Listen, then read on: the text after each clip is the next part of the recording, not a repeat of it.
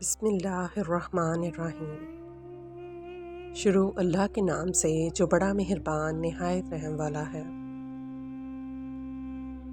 مجھ سے رسول اللہ صلی اللہ علیہ وسلم نے فرمایا، عبداللہ کیا یہ خبر صحیح ہے کہ تم دن میں تو روزہ رکھتے ہو اور ساری رات نماز پڑھتے ہو؟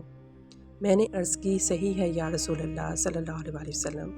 آپ نے فرمایا کہ ایسا نہ کر، روزہ بھی رکھ اور بے روزے کے بھی رہ، نماز بھی پڑھ اور سو بھی، کیونکہ تمہارے جسم کا بھی تم پر حق ہے، تمہاری آنکھوں کا بھی تم پر حق ہے، تمہاری بیوی کا بھی تم پر حق ہے، اور تم سے ملاقات کرنے والوں کا بھی تم پر حق ہے۔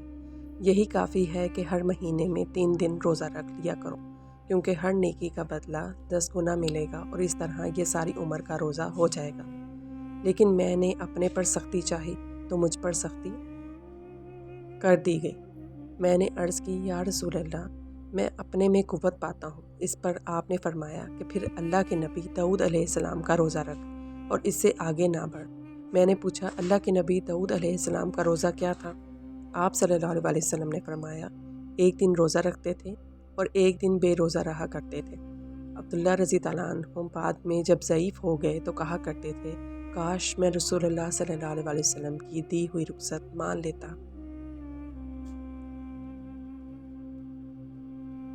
حضرت عائشہ رضی اللہ عنہ نے روایت کی، کہا رسول اللہ صلی اللہ علیہ وسلم نے 2 روزوں، فطر کے دن اور قربانی کے دن کے روزوں سے منع فرمایا ہے۔